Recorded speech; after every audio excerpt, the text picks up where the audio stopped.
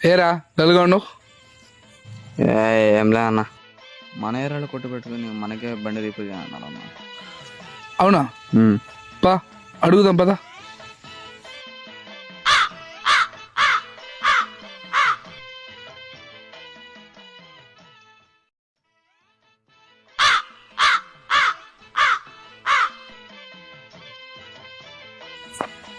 Bro, మనోడు ఏదో బండి తీసుకొస్తే రిపేర్ చేయనంట.